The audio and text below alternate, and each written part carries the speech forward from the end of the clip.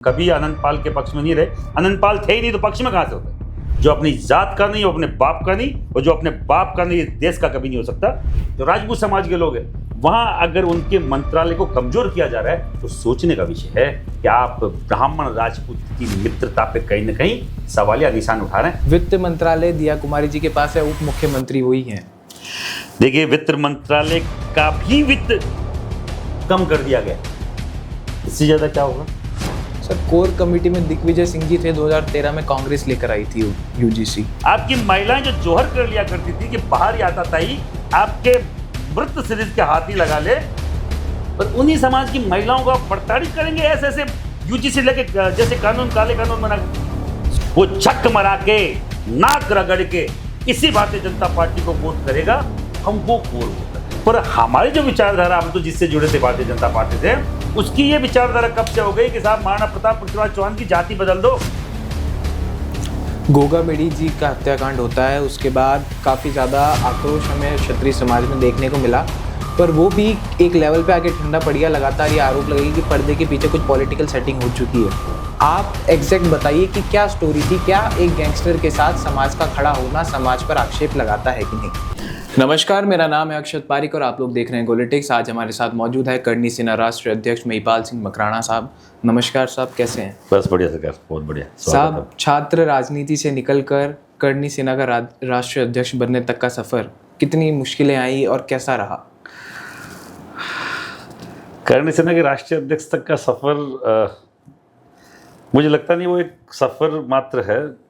और मुश्किलों जैसी बात करें तो छात्र राजनीति में भी सैकड़ों मुश्किलें थी, और छात्र राजनीति से सामाजिक सेवा में आना एक अलग सेक्टर था जो मैंने कभी सोचा नहीं था, और ऐसा कभी प्लान नहीं किया कि मुझे इस तरीके कुछ करना है। उस टाइम की समसामयिक ऐसी खूब सारी घटनाएं हुई जिसके कारण से पूरे राजपूत समाज को ये सोचने पे मजबूर कर दिया गया कि आपके साथ है कौन, पॉलिटिकली आपके साथ कौन है, आपकी सोशल जो संस्थाएं हैं, सामाजिक संस्थाएं हैं, वो कौन है जो राजपूत समाज के युवाओं की आवाज़ को उठाते हैं, या कोई भी बड़ा कांड या कुछ भी तरह की कोई समस्या राजपूत समाज के युवाओं के साथ आ जाए तो कौन खड़ा होगा, ये कोई तय नहीं था। तब एक संस्था बनी करणी सेना। शुरुआती दौर में हम लोग जुड़े, उसके बाकायदा उसकी मानसिकता से जुड़े। उसके जो 11 उद्देश्य थे, वो उद्देश्य ऐसे लगा जैसे वो उद्देश्य हमारे ही उद्देश्य हैं और थे। तो आपकी जब विचारधारा कहीं मिलती है तो फिर आप कहीं ना कहीं खुद जुड़ने पे बाध्य हो जाते हैं। जैसे कि कोई भारतीय जनता पार्टी से जुड़ा है, कोई कांग्रेस से जुड़ा है, कोई आरएसएस से जुड़ा है, तो उनकी मानसिकता उनको लगता है कि हमारे समकक्ष है, हमारी जैसी है, तब उनसे लोग जुड़ते हैं। हमेशा जुड़ाव मुद्दों का, लक्षणों का होता है, हमारे जो 11 उद्देश्यों का होता है। जो 11 हमारे उद्देश्य थे, जो 11 उद्देश्य थे करणी सेना के, वो मुझे लगता था कि मैं भी इन्हीं की बात करना चाहूँगा जब कभी पॉलिटिक्स में जाऊँगा या मैं सामाजिक संस्था में जाऊँगा। इसलिए हम लोग करणी सेना से जुड़े। आज जिलाध्यक्ष के तौर पे यहाँ करणी सेना से जुड़ा था। पहला जिलाध्यक्ष में राजपूत करणी सेना का था, फिर प्रदेश उपाध्यक्ष बनाया गया, फिर प्रदेश अध्यक्ष बनाया गया। 2016 में मुझे राष्ट्रीय अध्यक्ष नियुक्त किया गया, जो अभी तक मेरे पास ये पद है। अब कालवी साहब नहीं है, जहाँ कहीं भी स्वर्ग में है, पर उन्होंने मुझे इस लायक समझा। और आज हमारे समाज का कोई भी मुद्दा हो, हमारे समाज का नहीं तो इतर कोई भी समाज की महिला का मुद्दा हम लोग उठाते हैं। साहब, अक्सर हमने देखा है जब भी कोई छात्र राजनीति में होता है तो या तो यूथ कांग्रेस चुनता है, कोई एनएसयूआई, कोई एबीवीपी चुनता है, क्योंकि सब अपना एक फ्यूचर सिक्योर करते हैं कि आगे चलकर एक पॉलिटिकल पार्टी में हम जुड़ेंगे। आपने ऐसा नहीं सोचा? उस टाइम में क्या एनएसयूआई और एबीवीपी संबंधित जो कॉलेजें थी, घटक कॉलेजें थी, वहाँ पे महाविद्यालयों में ज़्यादा प्रभाव नहीं रखती थी। विश्वविद्यालय में, राजस्थान विश्वविद्यालय में उनका प्रभाव था, पर जो भी प्राइवेट जो दूसरी कॉलेजें थी, जो सीधी गवर्नमेंट कॉलेज नहीं थी, प्राइवेट कॉलेज थी, उनमें ज़्यादा इनका प्रभाव नहीं हुआ करता था। वहाँ तो खुद का फेस चलता था, तो इसलिए हम लोगों ने कभी नहीं सोचा। और वहाँ अगर पर्टिकुलर पार्टी से आप जुड़ भी गए तो वो वोट काटने जैसा काम था, वोट बनाने जैसा काम नहीं था। वहाँ संगठनों का ज़्यादा दबदबा नहीं हुआ करता था। मैं अग्रवाल कॉलेज से मैं पास आउट हूँ, और अग्रवाल कॉलेज में हमारे जैसे अग्रवाल कॉलेज, सुबोध कॉलेज, जो भी कॉलेज उस टाइम में थी, उनमें ज़्यादा राजस्थान विश्वविद्यालय के महाराजा कॉलेज, महारानी कॉलेज, राजस्थान कॉलेज, राजस्थान विश्वविद्यालय, वहाँ पे इनका दबदबा जरूर हुआ करता था। पहले भी था, आज भी है, पर हमारे यहाँ पे नहीं था। तो हम लोगों ने ज़्यादा इसको कभी मुद्दा बनाया भी नहीं, कभी सोचा भी नहीं कि इनसे जुड़ के कहीं आगे जाना है, क्योंकि दिमाग में कभी पॉलिटिकली सोच थी नहीं, पढ़ के कहीं ना कहीं सेट होंगे यही दिमाग में था। मैं बीए मैंने यहाँ से किया, फिर मैंने मणिपाल यूनिवर्सिटी से बीएससी आईटी किया। तो कभी यहाँ आने का कभी प्रोग्राम नहीं था कि मैं राजनीति में जाऊँगा या मैं सामाजिक सेक्टर में जाके समाज सेवा करूँगा, कभी नहीं था। कब दिमाग में ये था कि कुछ ना कुछ पढ़ के बनना है। और उस टाइम का सिनेरियो कुछ और था, फादर का एक्सीडेंट हो गया, खूब सारी खुद की पारिवारिक स्थिति ऐसी हो गई, सब कुछ भार हम पे आ गया। तो कई सारी आपको कदम ऐसे उठाने पड़ते हैं जो आप नहीं चाहते। वो कदम ये भी एक उनमें से एक कदम है कि हम लोग यहाँ बाद में करनी सेना के तौर पे, करनी सैनिक के तौर पे पूरे देश में काम किया। अब कोई विचार किसी पॉलिटिकल पार्टी से जुड़ने का? देखो सरकार, ऐसा है कि राजपूत को अगर आप पूछ रहे हैं कि पॉलिटिकली विचार है तो राजपूत को राजनीति करनी ही चाहिए। मैंने 20 साल गैर राजनीतिक तौर पे काम करके 20 सालों का जो कैलकुलेशन है, जो निचोड़ है, वो यही निकाला है कि अगर आप पॉलिटिक्स में नहीं है तो आप फिजूल समय खराब कर रहे हैं। सामाजिक सेवा अच्छा सेक्टर है तब जब आपको समाज में सेवा करनी है निस्वार्थ भाव से। पर अगर समाज के लोगों को अगर आपको न्याय दिलाना है, उनकी बात को विधानसभा लोकसभा में लेके जाना है, तो खुद को पॉलिटिक्स में उतरना पड़ेगा। वो सोशल लोगों को मैं क्यों बोलता रहता हूँ हमेशा कि सोशल लोग पॉलिटिक्स में, क्योंकि अगर सामाजिक कार्यकर्ता पॉलिटिक्स में जाएगा तो समाज की बात करेगा। नहीं तो मैं पॉलिटिशियन हूँ मान लीजिए, और अगर मैं पॉलिटिक्स में गया तो मैं मेरी ही बात करूँगा, मैं समाज की बात कभी नहीं करूँगा। तो मैं हमेशा ये जोर देता हूँ कि जो सामाजिक कार्यकर्ता है उनको समाज को पॉलिटिक्स में लाना चाहिए और बाकायदा मैंडेटरी करना चाहिए कि हम कोई भी पॉलिटिक्स में आने वाला लड़का 4-5 साल पहले सामाजिक कार्यकर्ता के तौर पे काम करे, समाज की कुरीतियों को, समाज की समस्याओं को समझे। आदमी बात वही कर पाएगा, मुझे समस्या मालूम नहीं है, मुझे भेज दिया आपने पार्लियामेंट में, मुझे मालूम ही नहीं है समाज में होता क्या है, मुझे तो ये मालूम है कि मुझे पैसा कमाना है, मेरा बंगला होना चाहिए, मेरा फार्म हाउस होना चाहिए, मेरी अच्छी लग्जरी गाड़ियाँ होनी चाहिए और मेरे बच्चों का भविष्य सिक्योर होना चाहिए। यही तो करना है पॉलिटिशियन। उनको समाज से कोई लेना देना नहीं है। समाज के नाम से टिकट मिलती है, समाज का कोटा होता है, उसी से मंत्रालय बनते हैं। पर जब जाके इनकी गिरबान हम लोग पकड़ते हैं, जाके उनका हाथ पकड़ते हैं कि भैया मंत्री जी काम कीजिए, तो ये इनका बाकायदा यही एक जवाब होता है कि समाज के कारण से मैं नहीं हूँ, मैं तो भारतीय जनता पार्टी या कांग्रेस के कारण से हूँ, उन्होंने मुझे टिकट दिया और मेरे खुद के पैसा से मैं टिकट लाया हूँ। जबकि होता यह है कि जो भी नेता अभी मंत्री है, जो भी नेता कोई एमएलए है, एमपी है, वो उनके क्षेत्र में राजपूत समाज हो, जाट समाज हो, कोई भी समाज हो, जिनका दबदबा है उन्हीं को टिकट मिलता है। तो ये बोल के हमें बार बार जो ये घृणा का पात्र बनाते हैं, हरेसमेंट करते हैं हमारे समाज के लोगों के साथ ये नेता, उनको ये बंद करना चाहिए। और मैं फिर बोल रहा हूँ, सामाजिक कार्यकर्ता को आप एमएलए एमपी का टिकट दिलवाए, पंच सरपंच बना के भेजिए, नहीं तो समाज का कभी भला नहीं हो सकता। हाल ही में काफ़ी ज़्यादा विवादित रहते हैं, आप कहते हैं लोग ऐसा कि बयान, आप एक चैनल से बात कर रहे थे, वहाँ पे आपने कहा कि राजस्थान का मुख्यमंत्री क्षत्रिय होना चाहिए, हालांकि ब्राह्मण है, उसे हमें कोई एतराज़ नहीं है, पर उस बयान के मायने क्या हैं? देखिए सर, ये मेरी डिमांड थी विधानसभा चुनाव से पहले की। अभी कुछ दिनों पहले मुझे एक पॉडकास्ट में पूछ लिया गया कि आपकी एक डिमांड हुआ करती थी पुरानी, तो मैंने कहा अभी भी हमारी डिमांड है। पर हमारे अगर गुरुओं को बनाया गया है तो गुरु को शिष्य के प्रति, शिष्य को गुरु के प्रति भी जो एक समन्वय है, एक आपस में एक शिष्टाचार होता है, आपस में एक हमेशा नहीं होती कि अंडरस्टैंडिंग होती है, उसके द्वारा काम होना चाहिए। उनको अंडरस्टैंड करना चाहिए कि राजपूत समाज हमेशा ब्राह्मणों के साथ रहा, तो हमें उसका साथ देना है। कहीं ना कहीं राजपूत समाज के मंत्रियों को कहीं ना कहीं तवज्जो देना है। एक मुद्दा उठा यूनुस खान के द्वारा इस विधानसभा में कि ये क्या एक्सपेरिमेंट था, मुख्यमंत्री महोदय या राजस्थान सरकार मुझे बताएं कि 3 कैबिनेट मिनिस्टर है राजपूत समाज के और तीनों का वित्त बढ़ाकर नहीं घटाया गया, जबकि हर एक वित्त ईयर में, हर एक वित्तीय वर्ष में हर कोई भी डिपार्टमेंट हो उसके वित्त को बढ़ा के उसको दिया जाता है कि ये अपने सेक्टर में अच्छा काम कर सके। तीनों के तीनों मुख्य जो कैबिनेट मिनिस्टर राजपूत समाज के, उनके फंड को आधा कर दिया गया, पौना कर दिया गया। ये किस तरीके का एक नया सा वो है एक्सपेरिमेंट है, ये यूनुस खान ने उठाया था। और बड़ी दिलचस्प बात है, सोचने वाली बात है कि जिस प्रदेश का मुख्यमंत्री ब्राह्मण हो और उनके मानने वाले जो राजपूत समाज के लोग हैं वहां अगर उनके मंत्रालय को कमजोर किया जा रहा है तो सोचने का विषय है कि आप ब्राह्मण राजपूत की मित्रता पे कहीं ना कहीं सवालिया निशान उठा रहे हैं। मैं यूजीसी पे बात कर रहा हूँ। सर एक यूजीसी पे आएंगे, आप जो कह रहे थे वित्त मंत्रालय दिया कुमारी जी के पास है, उप मुख्यमंत्री वही हैं। देखिए, वित्त मंत्रालय का भी वित्त कम कर दिया गया है, इससे ज्यादा क्या होगा। वित्त मंत्रालय जो वित्त अधिकारी और वित्त मंत्री बनाते हैं उनको कितना अधिकार है आप जाके पूछिए। उनके अधिकारों में कटौती क्यों हो रही है आप पूछिए। हम नहीं बोल रहे कि दिया कुमारी जी के अधिकार बढ़ाइए, हम नहीं बोल रहे कि किसी और के अधिकार, उनके जो अधिकार क्षेत्र में आता है वो तो उनको दीजिए। उनके ऊपर आपने ऐसे अधिकारी बिठा दिए हैं जो निरंकुश है, उनके ट्रांसफर तक नहीं हो रहे हैं। मैं अगर कोई भी सेक्टर का मंत्री हूं और मेरे ऊपर ऐसा आईएएस बिठा दिया गया जो निरंकुश है, जो नहीं मान रहा मंत्री की बात, उसको टर्मिनेट कीजिए, नहीं तो जनता का विरोध उस मंत्री को झेलना पड़ता है। आप क्या मंत्रियों का कहीं ना कहीं राजनीतिक भविष्य खराब करना चाहते हैं? चाहे वो कोई सा ही मंत्रालय हो।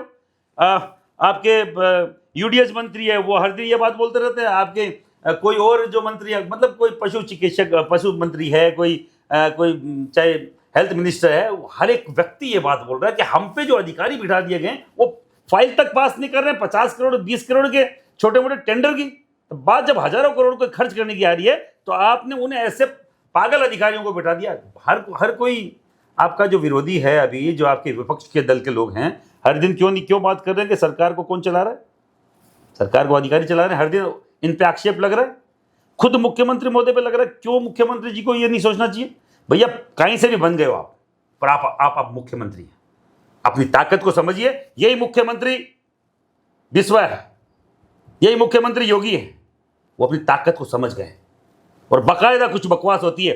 1 मिनट में बुलडोजर जलता है, 1 मिनट में पुलिस की गोली चलती है और वहीं अपराधी धाराशाही हो जाता है। आप क्यों नहीं कर पा रहे हैं? वही फोर्स आपके पास है, वही व्यवस्थाएं आपके पास है, आपको क्या लगता है वो हटा देंगे? अरे भैया, ब्राह्मण समुदाय से आते हो, ऐसे ही कैसे हटा दोगे?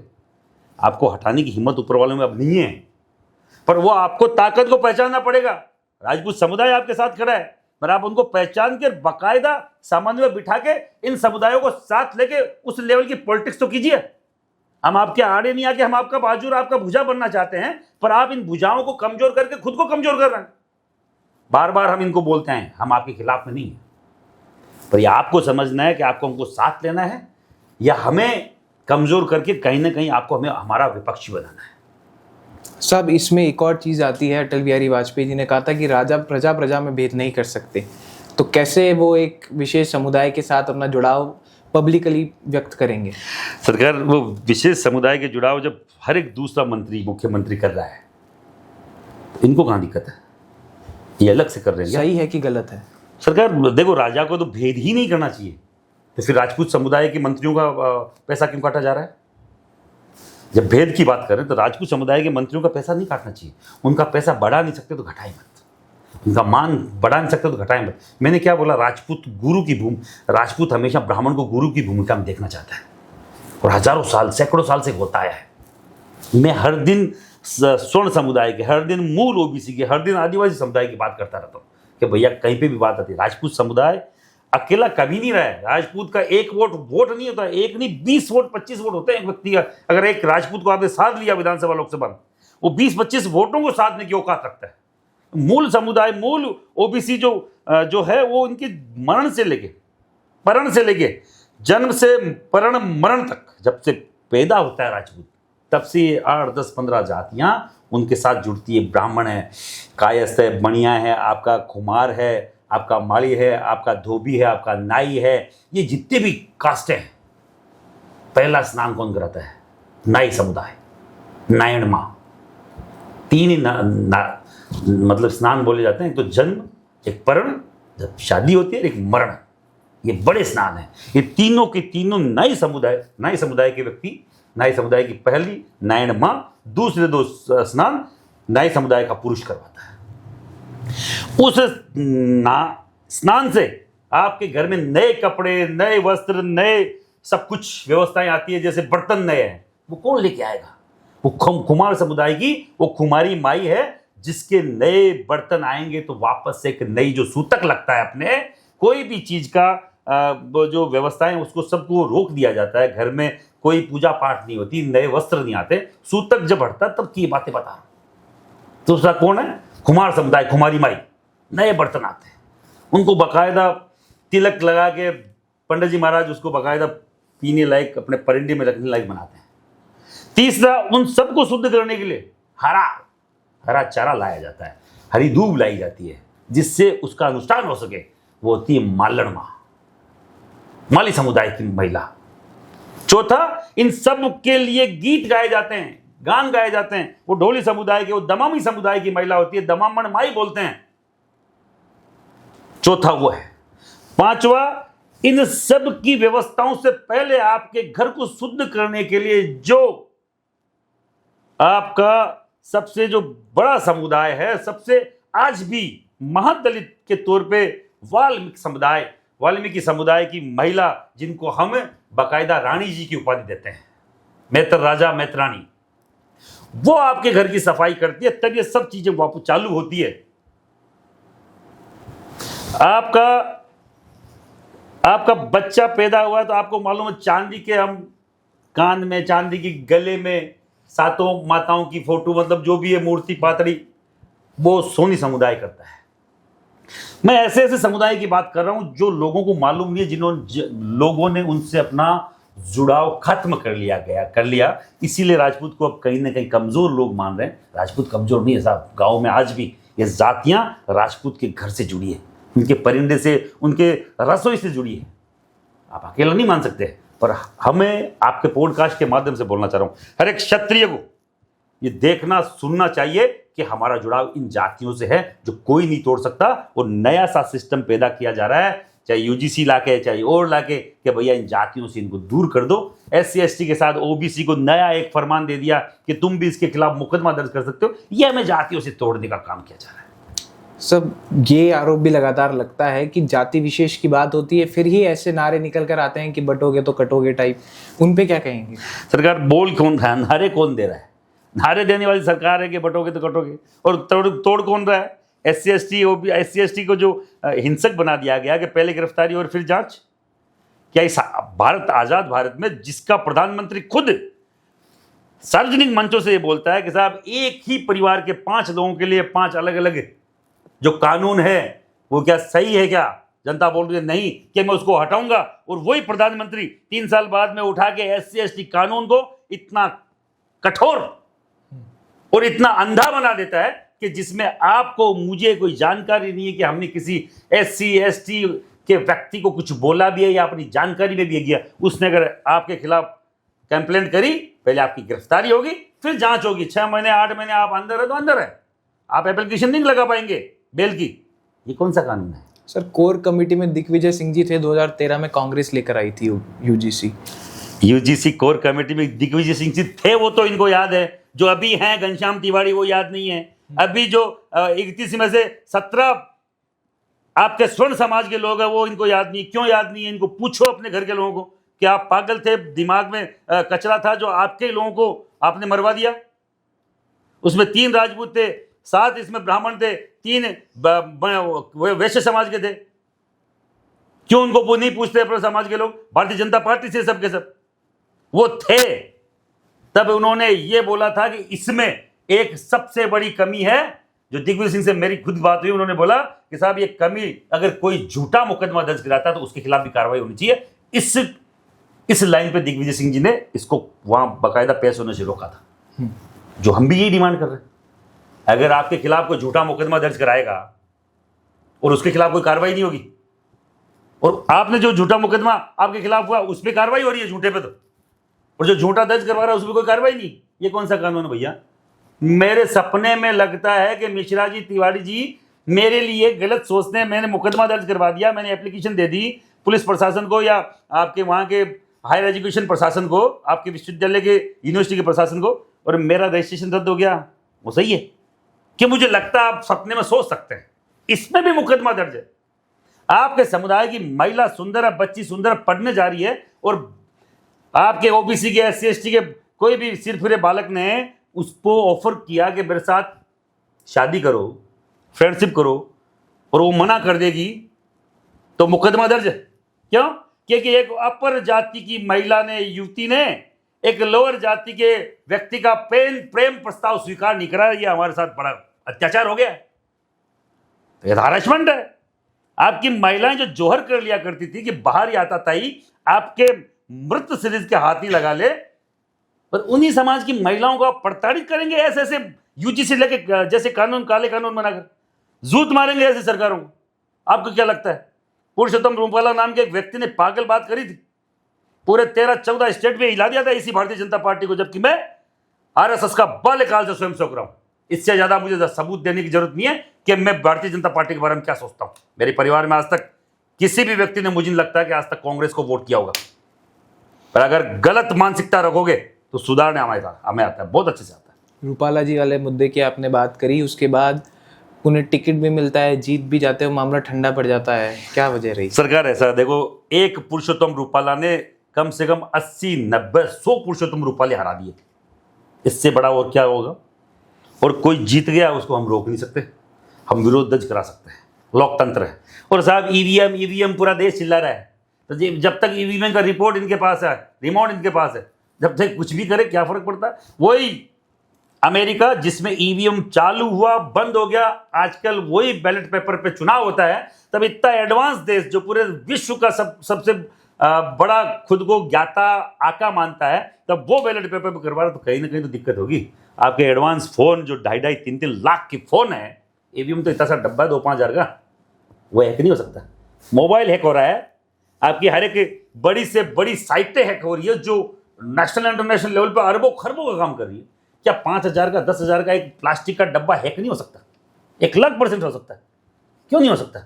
पर साहब पुरुषोत्तम रूपाला ने बकवास करी तो उनको पूछना कि कितने रुपयों की धुआं निकाल दी हमने, और आप बोल रहे हैं कि इनकी औकात नहीं, अगर वो केंद्रीय मंत्री बन जाए तो। बनाने में है, उनको लगता है ठंडा हो गया होगा, बना के देख लेना। विधानसभा चुनाव आ रहे हैं गुजरात में, और पंचायती राज चुनाव आ रहे हैं गुजरात में, बाकायदा एमपी में, राजस्थान में, हम दिखा देंगे, क्योंकि बड़े लेवल पे तुम इम्पैक्ट कम कर सकते हो राजपूत समाज या स्वर्ण समाज का। छोटे लेवल पर राजपूत समाज और स्वर्ण समाज क्या है, ब्राह्मण बनिया राजपूत कायस लाला है क्या, हम बताएंगे हमारी कितनी औकात है। सब ये लगातार कहा जाता है कि स्वर्ण समाज का एक पर्टिकुलर पार्टी बीजेपी है, फिर बीजेपी के पास एक सेफ वोट बैंक है। अब ये हालिया सिचुएशन में कितनी सही और फिट बैठती है बात? ये वो अभागा स्वर्ण है, अभागा समाज है जिसका कोई नेता नहीं है। मैं आपके चैनल के माध्यम से बोल रहा हूँ, इतना अभागा है जिसका एक ऐसा कोई राष्ट्रीय लेवल का नेता नहीं है जो लोकसभा में इस बात को उठा लेगी यूजीसी क्यों लाए। ऐसा एक समाज है जिसमें न बीजेपी में, न कांग्रेस में, न सपा में, न बसपा में, न कोई भी पार्टी में, मैं नहीं बोल रहा हूं केवल बीजेपी, सपा बसपा कांग्रेस, सब में हमारा समाज बिना उस नेता के है जो वहां बोलने वाला हो। औकात नहीं है। हमने उन कमजोरों को भेजा हुआ जो जिन्होंने केवल जेब पड़ी है। पूरे के पूरों का नाम है, एक का नाम नहीं किसी को राजी करना चाह रहा हूं, सब के सब कंडम है, 00 से भी बड़े जीरो है।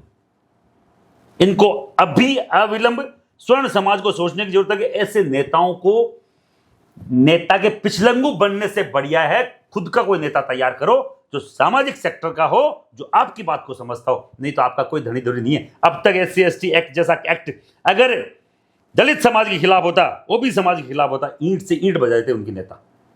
औकात है उनकी और वो कर भी रहे हैं, डंडे के दम पे कर रहे हैं। हमारे पास तो ना डंडा है ना कोई दम है भैया। दम और डंडा जब दोनों इनके चरणों में अर्पित कर चुके हैं, समर्पण और समर्थन में अंतर समझिए सरकार। स्वर्ण समाज ने समर्पण कर दिया है। हमारे पास जो भी तीर, तमंचा, कमंडल, जो भी हथियार था, उठा के बीजेपी के चरणों में रख दिया कि भैया तुम जानो, तुम्हारे काम जाने। जब आपके पास हथियार नहीं है लड़ने के लिए, आप लड़ोगे कैसे? आप नियत के लोग हो, आपके पास कुछ भी नहीं, उनको मालूम है बकवास करेंगे तो शॉट मारेंगे पुलिस वाले, उठा के बंद कर देंगे अंदर।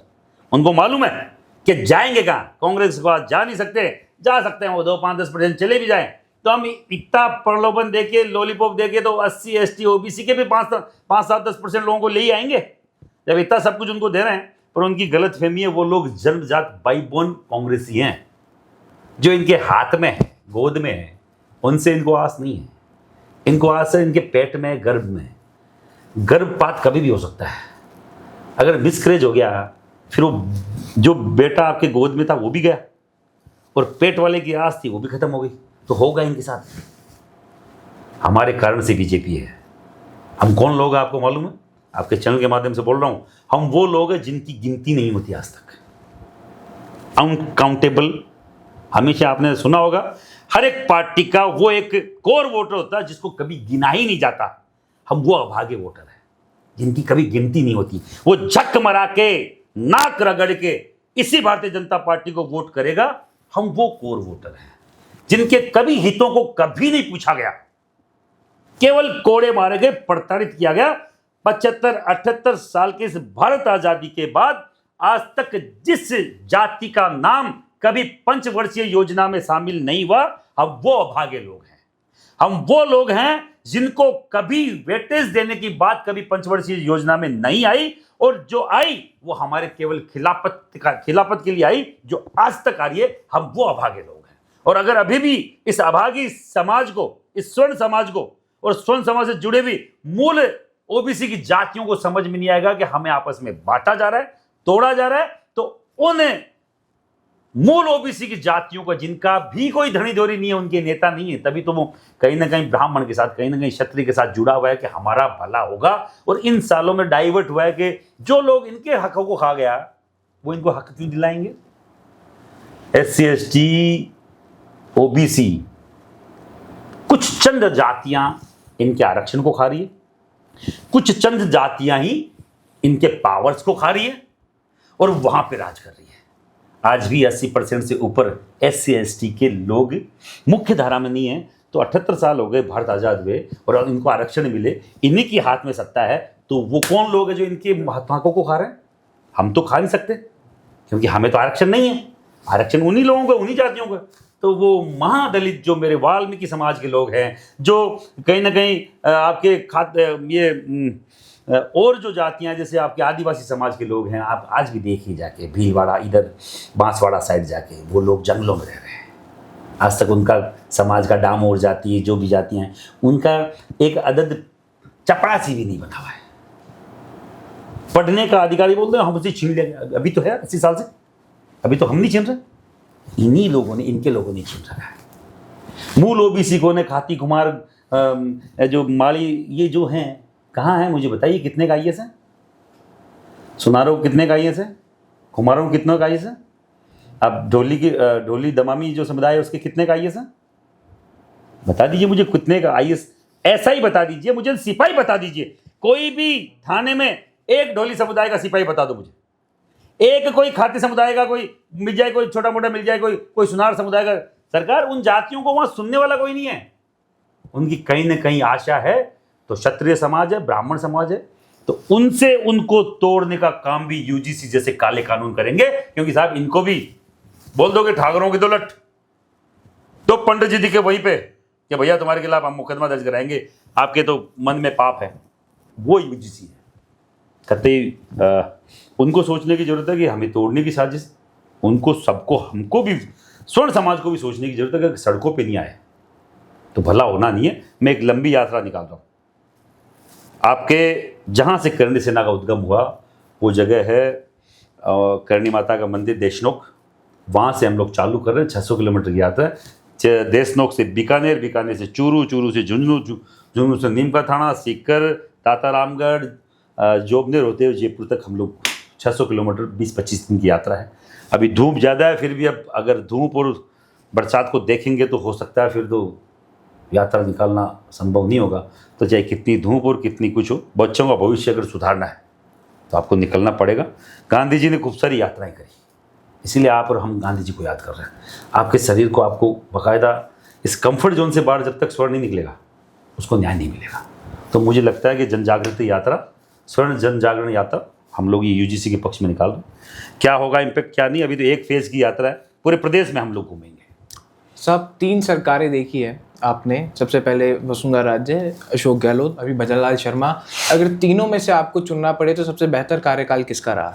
सरकार, ऐसा है कि समाज के लिए तो तीनों का ही नहीं रहा। और अगर कोई देख के गए कुछ तो EWS एक आरक्षण भारतीय जनता पार्टी ने झुंझुना दिया था, स्वर्ण समाज को झुंझुना था, क्योंकि उसमें इतने सारे बैरियर्स थे, इतने सारे अवरुद्ध थे कि वो कभी यूज नहीं आता।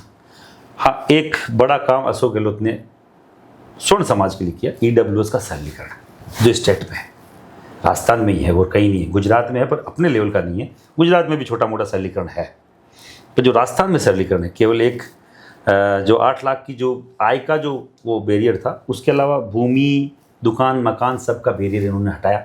जबकि वो कतई हमें मालूम है कि हम कांग्रेस नहीं है, हमने कांग्रेस को सपोर्ट नहीं किया, पर उस टाइम में आपको मालूम है 2018 में कमल का भूल हमारी भूल एक नारा दिया था राजपूत समुदाय ने। और हमेशा सरकारें 1-1.5% के वोटों के प्रतिशत से जाती है, को 20-20% का उसमें डिस्टेंस नहीं होता है, तो 1-1.5% राजपूत आगे पीछे बार भारतीय जनता पार्टी हार गई, तो उसका तोहफा बाकायदा कांग्रेस ने ईडब्ल्यूएस के सरलीकरण से दिया। और तो मुझे तीनों में ज़्यादा समानताएं ज़्यादा नज़र नहीं आती, तीनों एक जैसे ही हमें अब तक नज़र आ रहे हैं। और अब कुछ कर सकते हैं 2.5 साल में, देखो पावर बार बार नहीं आता है, ये भजनलाल जी को समझने की जरूरत है। अभी आप पावर में हैं, अपने समाज के लिए क्या कर सकते हैं करके चले जाइए, अपने स्व समाज के लिए क्या कर सकते हैं करके चले जाइए। जो ब्राह्मण समुदाय को इज्जत दे उस हर एक व्यक्ति के लिए भजनलाल जी को करना चाहिए, क्योंकि मैसेज जाए कि जब ब्राह्मण पावर में आएगा तो मेरे से जुड़ी हुई हर जाति भी बाकायदा पावर में आएगी, ये मैसेज होना चाहिए। सब राजनेताओं पे अक्सर आरोप ये लगते हैं कि जातियों में बांट कर राजनीति करने का प्रयास होता है। यूजीसी पर भी हुआ, अभी हम काफ़ी अगर राजस्थान के लोकल मुद्दों पर ही बात करें तो अभी एक मुद्दा बहुत ज़्यादा करौली में गरमाया हुआ है, पांचना बांध को लेकर गुर्जर और मीणा समुदाय लड़ रहे हैं। तो अलग अलग जब तक ऐसे बांटते रहेंगे, आपको नहीं लगता कि जो हिंदुत्व या फिर एकता की बात करते हैं वो कहीं ना कहीं कमज़ोर पड़ती जाएगी देश में? सरकार आप मुझे बताएं, कहाँ जाति की बात नहीं होती? आप सरकारी नौकरी लेने जाएंगे तो जाति, आप पहली क्लास में एडमिशन लेने जाएंगे तो जाति, आप फीस भरने जाएंगे तो जाति, और जब आप बात कर रहे हैं अपनी जाति की तब वो जातिवाद हो जाता है। तो पूरा सिस्टम जातिवाद से चल रहा है। तो जाति के इर्द गिर्द ही पूरी पॉलिटिक्स चल रही है, पूरी राजनीति चल रही है। जाति को छोड़ो कहाँ से, ये सब बकवास बात है। अपनी जाति की बात हर कोई व्यक्ति कर रहा है, करना चाहिए, पर जाति से ऊपर उठकर अगर आप हिंदू एकता की बात कर रहे हैं तो हिंदू एकता आ रही थी ना, तोड़ी किसने? यूजीसी जैसे एक्ट लाओ गया, हर 5 साल में पहले SC/ST एक्ट लिया है, अब यूजीसी लिया है। हर 5 साल में जब भी आपको लगे कि नहीं कहीं एक नहीं हो जाए दलित और राजपूत और ब्राह्मण मणिया, आप उठा के एक ऐसा बम वहाँ बीच में फेंक आते हो कि आपस में गाली गलौज चालू हो जाती है, आपस में द्वेषता चालू हो जाती है। कर कौन रहा है? इनको मालूम है कि ये केवल मुद्दा रहना चाहिए, ये सोल्व कभी नहीं होना चाहिए। अगर ये निपट गया मुद्दा तो उनके पास मुद्दा बचेगा। हम हिंदू एकता जिंदाबाद तो हम कर रहे हैं ना दलितों को। मुझे आप बताइए कि आज नहीं, मैं जब कॉलेज में स्कूल में था तो मुझे तो ये भी नहीं मालूम था कि मेरा पड़ोसी जो मेरा विद्यार्थी है वो दलित होता है क्या। दलित अपने राजस्थान में शब्द ही नहीं है। पहली बात तो SC/ST OBC भी थोड़ा 9th-10th में आए तब मालूम चला कि SC/ST OBC इस तरीके के कोई शब्द, मतलब कोई अलग से बैरियर है, हिंदू जाति से अलग होता है, हिंदू ही है। अब कोई मेघवाल था तो भी मित्र था, और कोई बेरवा था तो भी मित्र था, कोई जाट था वो भी मित्र था, और मियाँ था वो भी मित्र था। पर अब पता ही नहीं इनको 80 साल बाद में कहाँ से आया कि नहीं कॉलेजों में कहीं ना कहीं जाति देख के प्रताड़ना आ रहा भैया। कॉलेजों में तो कभी, यहाँ तो शर्मा और वर्मा में अंतर नहीं मालूम है लोगों को, और जाट और जाटव में अंतर नहीं मालूम है। साले इनको मालूम कहाँ चला 80 साल बाद में? सब झूठ है, बकवास है।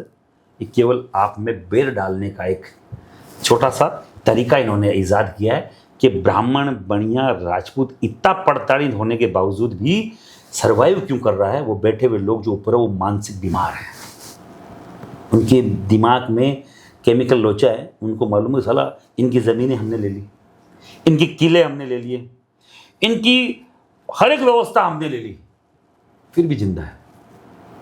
क्या बचा था लास्ट में? लास्ट बचा इतिहास, वो भी ये कुंठित कर रहे हैं। हर दिन इतिहास को तोड़ा मरोड़ा जा रहा है। कौन मरोड़ा है? आज तक कांग्रेस के दिमाग में तो नहीं आया। कांग्रेस ने गलत जरूर पढ़ाया होगा, पर जो पुराना इतिहास था उसको कभी बदलने की कोशिश नहीं करी। गलत इन्होंने नो डाउट पढ़ाया कि अकबर महान था, नहीं था, पर वो कांग्रेस की विचारधारा इसलिए उन्होंने पढ़ाया। पर हमारी जो विचारधारा, हम तो जिससे जुड़े थे भारतीय जनता पार्टी से, उसकी ये विचारधारा कब से हो गई कि साहब महाराणा प्रताप पृथ्वीराज चौहान की जाति बदल दो। जिनके जिंदाबाद करके आप यहां तक आए हैं उनकी आप जाति बदल दोगे? क्यों? आपस में बैर डालना है। गुर्जर को राजपूत से लड़ाओ, पहले जाट को राजपूत से लड़ाया, फिर गुर्जर को राजपूत से लड़ाया, फिर मीणा को राजपूत से लड़ाया। अब किस किस को मेन OBC मूल OBC बची हुई है वो लड़ भी रहे हैं। तो यूजीसी लाओ, केवल राजपूत को, ब्राह्मण को कमजोर करने की साजिश ये चल रहे हैं।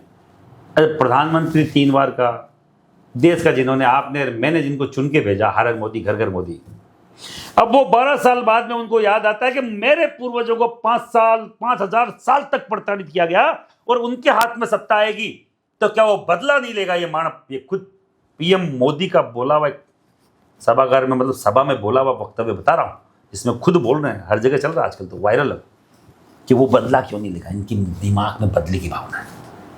अब तक तो हिंदू बने हुए थे, राम मंदिर की बात करते थे। मैं आपके चैनल के माध्यम से पूछ रहा हूं, अमित शाह आज तक राम मंदिर बने 4 साल हो गए, क्यों नहीं गए जी? हर मंच पे राम के नाम से ये भीख मांग मांग के बोर्ड लेते ना, क्यों नहीं गए अमित शाह राम मंदिर? राम का प्रेम नहीं है, राम के नाम को यूज करना है। खुद बोल रहे हैं कि राम मंदिर या हिंदुत्व हमारे लिए कभी एजेंडा था ही नहीं, ये तो एक राजनीतिक स्टंट था। खुद बोल रहे हैं ना प्रधानमंत्री, अब पुराने आ रहे हैं ना वक्तव्य निकले होंगे, तो आप तो केवल एजेंडा रहेंगे, आपका भला होगा कैसे? साहब लगातार अभी हम देख रहे हैं एक माहौल बन रहा है राजस्थान की, अगर मैं बात करूं तो, कि बहुत से नेता ये कह रहे हैं कि क्षत्रिय समाज ने हमारा जो इतिहास था उसको मिटाने की कोशिश की गई। चाहे एक नेता है, उनका मैं नाम लूंगा, मनोज मीणा, उन्होंने कहा कि बूंदा मीणा एक बहुत ही अच्छे योद्धा थे, महाराणा प्रताप के साथ आदिवासी थे, पर उनका नाम कहीं ना कहीं मिटाया गया। हनुमान बेनीवाल कई मंचों से कहते हैं कि सूरजमल जी के इतिहास को मिटाने का प्रयास किया गया और यही दिखाया गया कि राजस्थान में सिर्फ क्षत्रिय राजा थे। उसके ऊपर क्या कहेंगे? आप खुद लिखो अलग से नया इतिहास, हमें हम कहाँ दिक्कत है? हम मना कर रहे हैं? हम 80 साल से तो हम पावर में नहीं है, तुम ही हो। तुम्हारी 3 पीढ़ियाँ निकल गई, क्यों नहीं लिखवा रहे हो? तो बैठा के लिखाओ, पढ़ाओ अपने बच्चों को, हमारी तरफ से तो कोई मना नहीं है। तुम किसी का बेनीवाल जी किसी का लिखा है, वो मीणा साहब किसी का लिखा है, हमें कहाँ दिक्कत है? आजकल लिखा ही जा रहा है ना, हर अपने आप से ही लिख रहा है इतिहास कि हम भी क्षत्रिय हैं। तो जब बात क्षत्रिय की आती है तब क्षत्रिय नहीं बनते हैं। यूजीसी पर क्षत्रिय बनो ना, क्या हम क्षत्रिय, यूजीसी हम पे लागू होना चाहिए, क्यों नहीं बन रहे? बनो। अपना जो पिछला हुआ आरक्षण है उसको छोड़ने की हिम्मत करो। क्षत्रिय बनना चाह रहे हो ना, क्षत्रिय मतलब जनरल, छोड़ो आरक्षण, आ जाओ मैदान में, स्वागत है साहब आपका। हम तो माला पहना के अपने भाइयों का स्वागत करेंगे। हमें तो खुद हमारे लोगों को पता ही नहीं कौन सी मानसिकता खराब है क्या। अरे भैया, ऐसे क्षत्रिय अगर रहे हुए हमारे राजस्थान में तो उनको बखैर लाना चाहिए, गले लगाना चाहिए। आइए, स्वागत है, बनिए ना क्षत्रिय। क्षत्रिय बोलना आसान है, टाइटल लिखना आसान है, बनना बड़ा कठोर काम है। क्षत्रिय बनने के लिए 3-3, 4-4 पीढ़ियों विधवाएं देखनी पड़ती है घर में, समझ रहे हैं? क्षत्रिय बनने के लिए घास की रोटी खानी पड़ती है। क्षत्रिय बनने के लिए 12-12 साल के बच्चे को सर पे कफन बांधकर लड़ना पड़ता है। यूं ही बिना हाड़ की जीभ से क्षत्रिय बन जाना हर कोई बन जाता है। क्यों नहीं आए फिर रोड पे? यूजीसी पे आओ। गोगा मेडी जी का हत्याकांड होता है, उसके बाद काफ़ी ज़्यादा आक्रोश हमें क्षत्रिय समाज में देखने को मिला, पर वो भी एक लेवल पे आके ठंडा पड़ गया। लगातार ये आरोप लगेगी कि पर्दे के पीछे कुछ पॉलिटिकल सेटिंग हो चुकी है, इसमें कितनी सत्यता है? पॉलिटिकल कोई सेटिंग उस टाइम तो मुझे लगता नहीं कि हुई होगी।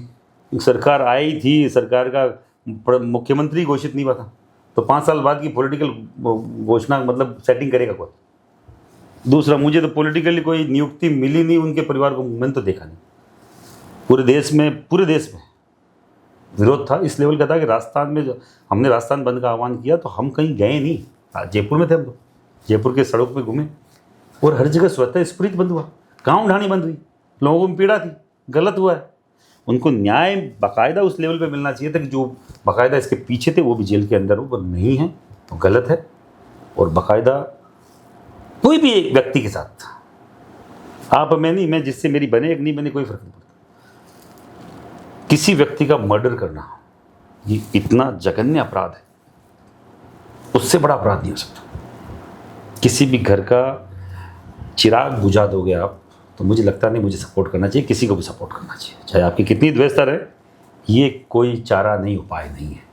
और सुखदेव सिंह अपने समाज के लिए कर रहे थे, मैं भी उनके समकक्ष, वो अलग राष्ट्रीय करणी सेना थी, हमारी श्री राजपूत करणी सेना थी, हमसे ही, हमारी करणी सेना से ही निकले वो, पर विचारधारा अलग हो सकती है, भाव अगर एक हो तो मुझे लगता है सबका वेलकम करना चाहिए। साहब, एक और थोड़ा कंट्रोवर्शियल मुद्दा रहा, पद्मावत जब आती है काफ़ी विरोध होता है देश में, पर ये कहा जाता है कि पिक्चर को हिट कराने के लिए ये विरोध किया गया और उससे उसका फ्री में पब्लिसिटी हो गई, एक पब्लिसिटी स्टंट की तरह से देखा गया। तो फिर राजस्थान में आज तक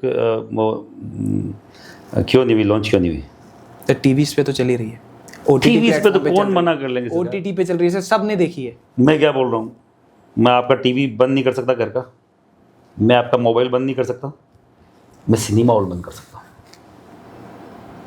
हमें भी 17 करोड़ की ऑफर करी थी उसने, मतलब चिल्ला चिल्ला के बोलता हूँ। ये आपके एक बड़े बाबा थे, नाम लूँगा तो कंट्रोवर्सी हो जाएगी, बाकायदा वो कई दिनों तक उनका चार्टर प्लेन यहाँ पड़ा रहा। बेंगलोर में उनका बड़ा आश्रम है, उन्होंने लास्ट में फ़ोन किया, वो फलान बाबा बोल रहा हूँ, बोलो जी बाबा जी कि आपका प्रसाद चार्टर प्लेन में पड़ा है और हमारे बेंगलोर के आश्रम में आप थोड़े दिन विश्राम कीजिए। मैंने कहा आप वो दलाल, आप कोई बाबा नहीं हो, बाबाओं का ये काम नहीं है। बहन बेटियों की इज्जत के खिलाफ अगर कोई फिल्म बन रही है और आप दलाली करते फिर रहे हो, आपको शर्म नहीं आती? गिरबान में झांकी, आइंदा से फ़ोन मत कीजिएगा। ये सरेआम जूत मारने जैसे काम हमने भंसाली किए, तुम्हारे जैसा भी करेंगे। ऐसे फर्जी बाबाओं ने हमारी आस्थाओं को, हमारी व्यवस्थाओं को ख़राब कर रखा है, जो कतई स्वीकार नहीं होगा। हम कभी झुके रुके बिके नहीं सरकार।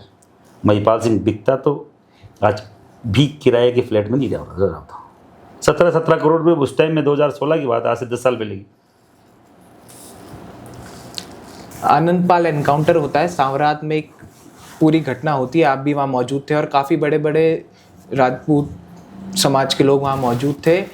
हमें टीवी पे ये दिखाया गया, जहाँ उस समय जो आ रहा था कि राजपूत समाज आनंदपाल के साथ खड़ा हुआ है और सरकार के विरोध में है। आप एग्जैक्ट बताइए कि क्या स्टोरी थी, क्या एक गैंगस्टर के साथ समाज का खड़ा होना समाज पर आक्षेप लगाता है कि नहीं? मैं आपके चैनल के माध्यम से उन सभी जितने भी शिक्षाविद है, कोई विचारवान लोग हैं, उनको बोलना चाह रहा हूँ, क्या मरे हुए व्यक्ति के साथ खड़ा हुआ जा सकता है? जब कोई भी व्यक्ति मर गया है, मिट्टी बन गया है, क्या उसको हम पुनर्जीवित कर सकते हैं? जिसको ये बोल रहे थे गैंगस्टर है, वो तो मारा जा चुका था। हम खड़े थे उसकी मां की न्याय की लड़ाई के लिए। कोई भी व्यक्ति, कोई भी समुदाय अगर क्षत्रिय समुदाय को आवाज लगाएगा कि हमारे न्याय की लड़ाई में साथ दो, तो वो रावण राजपूत समाज से आते थे आनंदपाल। उनकी मदर ने राजपूत समुदाय से बाकायदा न्याय की गुहार करी कि राजपूत समुदाय से मुझे उम्मीद है, क्योंकि हम साथ चलने वाले लोग हैं, साथ चलने वाले जाति से आते हैं, तो आप हमारी मदद कीजिए। तब हम लोग वहाँ गए थे। किसी भी गैंगस्टर के पक्ष में या गैंगस्टर की विचारधारा के पक्ष में हम कतई खड़े नहीं थे। गैंगस्टर खुद नहीं थे, खुद गैंगस्टर एक्सपायर हो गए, जिनका मर्डर कर दिया गया, तो हम क्यों खड़े होंगे उनके साथ? मुझे भी बाप की सेम बातें हैं, हर बार पुलिस अधिकारियों ने बोली कि आप गैंगस्टर के साथ खड़े। नहीं, गैंगस्टर ने आपने गैंगस्टर को मार दिया है, गलत इनकाउंटर किया है। गैंगस्टर के साथ बाकायदा न्यायालय में जो भी न्याय मिलता है वो अलग बात है। वो गैंगस्टर बने क्यों, क्या उसके पीछे चीजें रही, वो भी आप लोग थे। जबरन आपने ठोक ठोक के धर्मांतरण करा के गैंगस्टर कईयों को बनाया है, और वही आजकल चलन में है। जो 80 गैंगस्टर वो पकड़े जा रहे हैं क्या? आप बताइए, पकड़े जा रहे हैं क्या? अभी हर दिन धमकियां मिल रही है, कितने गैंगस्टर पकड़ लिया पुलिस ने? कोई बात है कि जहां थोत है वहां खोद रहे लोग। कमजोर लोगों को मारा जा रहा है, जो ताकतवर हो बच रहे। समाज पे इसका बुरा प्रभाव, क्योंकि अब आपने भी कहा कि लगातार आपसे भी ये सवाल पूछा जाता है, तो वो अभी भी उस चीज को लेकर भ्रम तो है ही समाज में। नहीं सरकार, मैंने तो उस टाइम के, अब वो दिखा नहीं रहे थे, वहाँ की मीडिया नहीं दिखा रही थी, उसका क्या करें? हम कभी आनंदपाल के पक्ष में नहीं रहे। आनंदपाल थे ही नहीं तो पक्ष में कहाँ से होते? हम उनकी मदर के साथ खड़े थे, उनकी न्याय की लड़ाई में हम लोग साथ थे। आनंदपाल तो मार दिए गए थे, तो मरे हुए व्यक्ति के साथ अब कैसे खड़े हो सकते हैं? ये तो सीधा सा एक सामान्य सा विचार है। आप भी सोचिए कि जब आपने, पुलिस ने, अधिकारियों ने आनंदपाल सिंह का इनकाउंटर कर दिया, तो बच्चा ही क्या किसके साथ खड़ा होता? आनंदपाल के दोनों भाई तो उस टाइम जेल में थे, खड़ा किसके साथ होता? हम तो उनकी माँ ने आवाज़ लगाई, हम लोग उनके न्याय की लड़ाई में खड़े थे। और मैं बोल रहा हूँ, युवाओं को बोलना भी चाहता हूँ, कतई ही किसी भी आपराधिक गतिविधियों में युवाओं को कतई नहीं आना चाहिए, और किसी ऐसे व्यक्ति को अपना रोल मॉडल नहीं बनाना चाहिए जो आपराधिक गतिविधियों में शामिल हो। मैं तो बोल रहा हूँ, आप पढ़िए ना, आप लिखिए, कहाँ दिक्कत आ रही। पर न्याय अगर कोई आपसे मांगे तो न्याय की लड़ाई में खड़ा होना आपराधिक गतिविधियों में साथ देना जैसा नहीं होता है। सब आपने कहा कि रोल मॉडल बनाने चाहिए, आपके कौन से ऐसे रोल मॉडल हैं जिनको आप मानते हैं कि इनके जैसा हर किसी को बनना चाहिए, इनसे बहुत कुछ सीखना चाहिए? देखो, मेरे रोल मॉडल वो तीनों फोटो लगी थी है, पृथ्वीराज चौहान, महाराणा प्रताप, और आज के रोल मॉडल है स्वर्गीय लौकेंद्र सिंह कालवी। ये मेरे हमेशा से रोल मॉडल रहे हैं, ये मेरे सामाजिक गुरु रहे। और ये पृथ्वीराज चौहान, महाराणा प्रताप, पृथ्वीराज चौहान की मैं 34वीं पीढ़ी से आता हूँ, मुझे गर्व इस बात का। अगर मैं वाल्मीकि जी महाराज की 34वीं पीढ़ी से आता तब भी मुझे गर्व होता। ये मैंने एप्लीकेशन तो लगा ही नहीं कहीं वहाँ पे चित्रगुप्त जी के पास कि भैया चित्रगुप्त जी मुझे यहाँ पे जन्म देने की एप्लीकेशन है, वैष्णव जी को बोलिए ना कहीं करे सेटलमेंट। ऐसा तो कुछ किया नहीं। भगवान का किया हुआ काम है। अगर मैं वाल्मीकि समाज में होता या मीणा समाज में होता, आदिवासी समाज में होता, तभी मुझे गर्व होता। तो सरकार ऐसा कभी कुछ नहीं है। मैं इनके कुल में पैदा हुआ, मुझे गर्व है। और मैं इनको इसलिए रोल मॉडल मानता हूँ कि जिन्होंने 16-16, 17-17 बार गौरी जैसों को माफ़ कर दिया अपने धर्म को निभाने के लिए, जिन्होंने घास की रोटियां खाना मंजूर नहीं समझा, स्वाभिमान से नीचे कभी समझौता नहीं किया, और आज के जो महाराणा प्रताप, पृथ्वीराज चौहान के जैसे गुणों वाले लौकेंद्र सिंह कालवी, सैकड़ों बार ऐसे मामले आए जिसमें राज्यसभा भेजने की बात हुई थी, जिसमें राज्यपाल बनाने की बात हुई, पर इन्होंने कभी ठोकर पे, जूती की नोक पे रखा। समाज पहले, जो अपनी जात का नहीं, अपने बाप का नहीं, और जो अपने बाप का नहीं देश का कभी नहीं हो सकता। ये विचारधारा हमारे लौकेंद्र सिंह कालवी की, उनकी पिता की थी। उन्होंने बाकायदा अपने बेटे लौकेंद्र सिंह जी को दिए, लौकेंद्र सिंह जी ने हमें समझाया, और उसी विचारधारा पे चल रहे हैं कि जो अपनी जात का नहीं, अपने बाप का नहीं। ये वर्ड कहाँ गए थे? संसद में। इस भारत की पार्लियामेंट में बोले हुए शब्द है, जो अपनी जात का नहीं, अपने बाप का नहीं, जो बाप का नहीं वो देश का कभी नहीं हो सकता। और आप मान लीजिए इस बात को, जो अपना बाप का ही नहीं हो देश का होगा कहाँ से? और कड़वी बात है, बस सीधी बात है, सच्ची बात है। हम उसी विचारधारा पे चलते हैं। साहब, यूजीसी के विरोध में आप हैं लगातार, आप बता रहे कि रैली भी होने वाली है। एक और नेता राजेंद्र गूढ़ा, उन्हें हाल ही में एक बयान दिया। उन्होंने कहा कि राजपूतों को जो राजनीति है वो जाटों से सीखनी चाहिए। इस बात से कितना सहमत है? देखो जी, सीखने के लिए तो आपके कान नाक आंख हमेशा खुले रहने चाहिए। जाटों से नहीं, राजनीति तो आपका सफाई कर्मी है, आपका पियोन है, उससे भी सीखने की बात है। केवल राजनीति नहीं, सीखने की बात कहीं से भी सीखी जा सकती है। नहीं सर, जिस सिंटेक्स में कही गई वो बात, तो वही बोल रहा हूँ आपको, मैं वही समझाना चाह रहा हूँ। वो इसलिए बोल रहे हैं क्योंकि वो एकीकृत होके, इकट्ठे होके कोई भी बात को मनवाने के लिए ठड्डे से खड़े हो जाते हैं। इसलिए उन्होंने जाटों के लिए बोली। मैं बोल रहा हूँ कि क्या SC ST दलित समुदाय ऐसे नहीं समझाता? क्या वो भी समझाता है, इसी तरीके से समझाता है। सीखने वाली चीज जो सिखा सकता है, वो जो सीखा हुआ उनसे सीखनी चाहिए। चाहे वो जाट हो, चाहे मीणा हो, चाहे गुजर हो।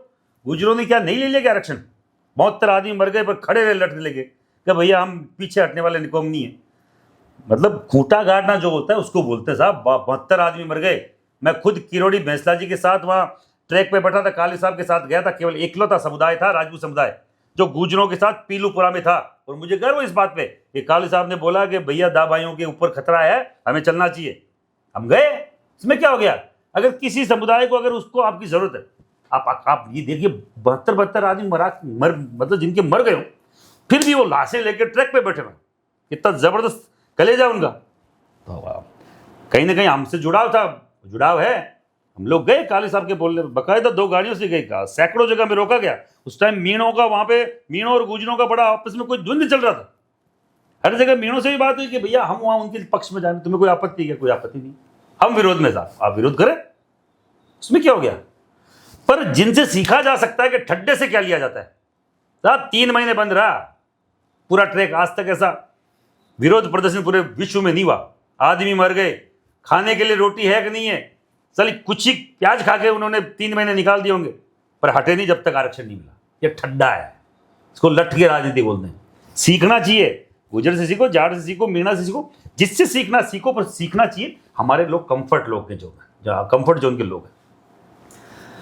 राठौड़ साहब को राज्यसभा नहीं भेजा गया, राठौड़ साहब को प्रदेश अध्यक्ष नहीं बनाया गया। प्रदेश अध्यक्ष के राठौड़ की बजाय राठौड़ लिया हो। कंपैरिजन तो ढंग से करो यार, आप कंपैरिजन ढंग से करो। एक ही जैसा व्यक्ति कर दोगे, राठौड़ एक ही लग रहा है तुमको। मुझे किसी नेता की बात याद आती है कि मदन राठौड़ जी राजेंद्र राठौड़ जी के पीछे पीछे घूमते थे और बोलते थे मेरे भाई हैं। तो चला इसीलिए प्रदेश अध्यक्ष बना दोगे क्या? भाई राठौड़ की जगह राठौड़, और ठीक है उल्लू बना दो राजपूतों को। ऐसा थोड़ी होता है यार। अब हाथी में और चींटी में कोई अंतर नहीं मान रहे कि नहीं, हाथी और चींटी एक जैसे, ये चींटी भी घूम लेगी हाथी को, बना दो भैया। ऐसा नहीं होता है। राजेंद्र राठौड़ के कद में और मदन राठौड़ के कद में रात दिन का अंतर है। मैं मदन राठौड़ जी की अपमान नहीं कर रहा हूं, पर मैं एक जो हकीकत में सशक्त व्यक्ति था, मैं उनकी पैरोकारी कर रहा हूं। राजेंद्र राठौड़ से मेरे कोई ऐसे कोई जबरदस्त संबंध नहीं है, मेरे जाति के इससे ज्यादा कोई संबंध नहीं है। आपने देखा होगा मंचों में मिलता हूं, ठीक है, उससे ज्यादा कभी मेरे संबंध नहीं रहे, पर सही को सही और गलत को गलत बोलना पड़ेगा। राजेंद्र राठौड़ इसके लिए बाकायदा उपयुक्त थे, प्रदेश अध्यक्ष के लिए भी उपयुक्त थे। अभी कल राजेंद्र गुडान जो बोला, 1 बार का एमएलए प्रदेश अध्यक्ष, राज्यसभा 7 बार का एमएलए, 4 बार का मंत्री, न प्रदेश अध्यक्ष न राज्यसभा। बंगाल जीता रहा, जो आप जीत नहीं पाए खुद मोदी जी, जिनके नाम से, मोदी जी के नाम से बंगाल नहीं जीत पाए 2 बार, दोनों अभी 12 साल से बंगाल हार ही रहे हैं। और उसी बंगाल का शुभेंदु अधिकारी मुख्यमंत्री बनने से पहले यह बोल रहा है कि इस जीत का श्रेय सहरा राजेंद्र राठौड़ के नाम जाना चाहिए, क्यों नहीं बनाया? और इतना सा, अब मैं कुछ गलत बोलूंगा ठीक नहीं लगेगा, हरियाणा के परिवारी बना के पूनिया जी को बोला, देखो पूनिया जी ने क्या अलौकिक काम कर दिया वहां। 10 साल पहले से ही बीजेपी की सरकार थी, तुमने ऐसा क्या अलौकिक काम कर दिया भैया? नहीं, ऐसा कौन सा करंट वाला काम कर दिया जो तुम्हें मजा आ गया उनमें तो, और इनमें मजा नहीं आया? मैं आपके चैनल के माध्यम से बोलना चाह रहा हूं, क्या अलका गुजर समुदाय के वोट दिला सकती है क्या? क्या ये पूनिया, सतीश पूनिया, क्या जाटों के वोट भारतीय जनता पार्टी को दिला सकते हैं क्या? पर ये छाती ठोक के मैं बोल रहा हूं कि राजेंद्र राठौड़ राजपूत समुदाय का वोट दिला सकता है, उसको क्यों नहीं भेजा गया? ये नया एक्सपेरिमेंट क्यों कर रहे हो? हर दिन राजपूतों को मारने का काम कर रहे हो, और हम मूक दर्शक बैठे रहेंगे? यूजीसी ला रहे हो और आप सोचोगे हम चुप रहेंगे? पंचायती राज चुनाव आ रहे हैं, पार्षदों के चुनाव आ रहे हैं, गांव गांव जाएंगे, 600 किलोमीटर की यात्रा निकालेंगे देशनोक से, बाकायदा चूरू, झुंझुनू, नीम का थाना, सीकर, जयपुर हम दिखाएंगे, चलेंगे पैदल, दुख पाएंगे कोई दिक्कत नहीं, छाले हो जाए कोई दिक्कत नहीं, पर मेरे बच्चों के भविष्य पे छाले हो जाए ये कतई स्वीकार नहीं होगा। हमारे वयोवृद्ध नेताओं को आप, जसवंत सिंह जसोल, भैरव सिंह जी के बाद जसवंत सिंह जी जसोल, उसके बाद मैं 50 नाम और गिना दूंगा, आपके जनरल वीके सिंह, आपके नरेंद्र सिंह तोमर, और पता ही नहीं कितना ब्रिजभूषण सिंह, ये वो फलान ढीकड़, सबको समाप्त। क्यों भैया? तुम ये नई कौन सी बीजेपी आई है जो जड़ मूल से राजपूतों को, ब्राह्मणों को साफ कर रही है? मुरली मनोहर जोशी जिंदा अभी मरे नहीं है। आपने पोस्टरों से ऐसा नाम हटा दिया जैसे तुम्हारे बाप की बाप बीजेपी हो। बीजेपी उनकी मेहनत की कमाई थी। मुरली मनोहर जोशी, अटल बिहारी वाजपेयी, अडवाणी जी, पेरू सिंह शेखावत, ये उनकी बनाई हुई बीजेपी थी, और हम उन्हीं के बाकायदा वोटर है, फॉलोवर है। अगर आप हमारी बात को नहीं मानेंगे, नहीं सीरियस लेंगे, बाकायदा दो दुआत करेंगे, कोई दिक्कत नहीं, कोई फर्क नहीं पड़ता।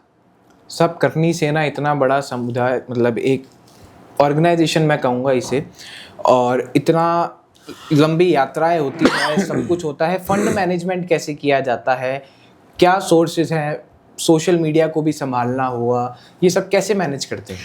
आप ये जान के हैरान रह जाएंगे कि आज तक हमने एक पर्ची नहीं काटी। मेरी ये जोर पड़ा है, ऑफिस पड़ा, आप देख लीजिए, पर्ची अगर एक नाम मात्र की मिल जाए तो हम करने से ना बंद कर देंगे। स्फुरित अपने मन से, खुद से, अपने घर के खर्चे से कोई प्रोग्राम होता है, अपना अंशदान देते हैं और प्रोग्राम ऑर्गेनाइज करते हैं। अब ये जो 20-25 दिन की बाकायदा पदयात्रा होगी, इसमें हो सकता है कि पर डे के 1-2 लाख रुपए खर्च हो, मिनिमम होंगे। दोनों टाइम का भोजन है, स्टे है, 250-300 लोग, 500 लोग एनी टाइम साथ रहेंगे, तो ये मैं कम बता रहा हूँ, 3-4 लाख 5 लाख का खर्चा होगा। वहाँ कौन करेगा, कैसे होगा, ये माँ करनी जानती है, आज तक हमें नहीं मालूम। हम तो हमेशा गए हैं, हमें भोजन भी मिला है, हमें आसरा भी मिला है, और बाकायदा उसका खर्चा भी मिला है। हमने न तो हाथ फैलाए, न मदद मांगी, मदद खुद हुई है, वो माँ करनी करती है। हमने कभी इसका न तो कोई लेखा जोखा रखा, न हमारे पास कोष, न कोषाध्यक्ष। सब सोशल मीडिया हैंडल कौन संभालता है? हमने सुना काफ़ी ज़्यादा आजकल उस पर स्ट्राइक वगैरह आ रही है चैनल को। देखो, मैं यूजीसी पे जब जब बोलूँगा उस पर स्ट्राइक आएगी। मेरे एक 4-5 तो जो खबरें थी वो कोई 50 मिलियन गई, कोई 80 मिलियन गई, उनको उड़ा दिया गया, उनके चैनल को उड़ा दिया गया। हर दिन मेरे चैनल उड़ाए जाते हैं, हर दिन मेरा एक नया अकाउंट उड़ाया जाता है, मुझे क्या फ़र्क पड़ता है उससे? मैनेज कौन कर रहा है सर? सरकार देखो, स्ट्राइक तो दे रही है बीजेपी, वो उसकी आईटी टीम, उनके अलावा कुछ हो कोई और नहीं, उनके खिलाफ बोल रहा हूँ। मैनेज कोई नहीं, मैनेज हमारे 1-2 कार्यकर्ता हैं जो आपके सामने ही खड़े हैं। यही 2 लोग हैं जो पूरे देश की करनी सेना की जितने भी हमारी आईडीज है वो चलाते हैं। और हर एक जिला मुख्यालय पे, हर एक तहसील मुख्यालय पे भी अब अलग अलग लड़के हैं जो करनी सेना के नाम से जो आईडी चलाते हैं, वो अपने स्तर पर चलाते हैं। साहब, ऑलमोस्ट आखिरी पड़ाव पर हम पॉडकास्ट के, मैं राजस्थान के कुछ नेताओं के नाम दूंगा, उन पे आप क्या विचार रखते हैं हमें बताना। सबसे पहले पूर्व मुख्यमंत्री अशोक गहलोत। विकास पुरुष भी बोल सकते हैं, अच्छी मानसिकता का राजनीतिक व्यक्ति है। सचिन पायलट। युवा राजनीतिक है, अच्छा व्यक्तित्व, बढ़िया व्यक्ति है। गोविंद सिंह डोटासरा। बढ़िया ओपनिंग है, अच्छा है सब कुछ, ज़्यादा नहीं, अपने समाज के लिए अच्छी राजनीति करने वाले व्यक्ति है। नेता प्रतिपक्ष टीकाराम जूली। एससी में तेज तर्रार व्यक्ति है। वसुंधरा राजे। डायनेमिक राजनीति का चेहरा। भजनलाल शर्मा। शुरुआत अच्छी है, सशक्त हो सकता है, ताकतवर बनना जरूरी है। उप मुख्यमंत्री दिया कुमारी। खुद का पैसा लगा के विकास करने वाली महिला, परेशान किया जा रहा है फिर भी खुद के पैसे लगा के मतलब यहाँ तक का पॉलिटिकल सफर तय करने वाली महिला। किरोड़ी लाल मीणा। सामाजिक क्षेत्र और राजनीतिक क्षेत्र में उनका कोई सानी नहीं, जो बोल दिया वो ठान लिया, जो उसको करना ही है। हनुमान बेनीवाल। अपने समाज के युवाओं का हीरो है। रविंद्र सिंह भाटी। सेल्फ मेड, वो कम उम्र का नेता जो हर कोई नहीं कर पाता। नरेश मीणा। संघर्षशील युवा नेता जो कई सालों से संघर्ष कर रहा है, संघर्ष के पथ पे। अब मुझे लगता है उसको कहीं ना कहीं जीतने की जरूरत है। महिपाल सिंह मकराना। मैं तो सामाजिक कार्यकर्ता हूँ और जहाँ कहीं पे भी इन सब लोगों को मेरी ज़रूरत पड़ी है, मैं हमेशा कहीं ना कहीं इनके साथ रहा हूँ। और हमेशा मुझे लगता है आपको अगर मदद के लिए बुलाया जाए तो आपको साथ देना चाहिए। प्रताप सिंह खाचरियावास। प्रताप जी हमारे बड़े भाई, ऐसे व्यक्ति जो वो राजनीति में रहकर छल कपट नहीं करते हुए सीधा बोलने वाला बेबाक आदमी। चलिए साहब, बहुत अच्छा लगा आपसे बात करके। आखिरी मैसेज जो आप राजस्थान की जनता को देना चाहेंगे या फिर और भी कुछ आप एडिशनल कुछ बोलना चाहेंगे? मैं केवल आपके चैनल के माध्यम से स्वर्ण समाज से जुड़ी मूल ओबीसी की जातियां जितनी भी, उन सबको एक संदेश देना चाह रहा हूं। आप और हमें तोड़ने का, अलग करने का काम यूजीसी जैसे काले कानून के द्वारा किया जा रहा है। मैं एक पैदल यात्रा निकाल रहा हूं, आप सब लोग मेरा साथ दीजिए अपनी हिंदू एकता के लिए, अपनी आपसी एकता के लिए और बच्चों के भविष्य के लिए, कि हमारे बच्चे कहीं ना कहीं कोई भी हायर एजुकेशन में साथ पढ़ सके। अपना बचपना आपके और मेरे समुदाय के बच्चों के साथ, बाकायदा वो भी बराबरी के हक के साथ पढ़ सके। उसके लिए यूजीसी का विरोध, आपके साथ सहयोग की उम्मीद। जय हिंद, जय भारत। सही साहब, धन्यवाद।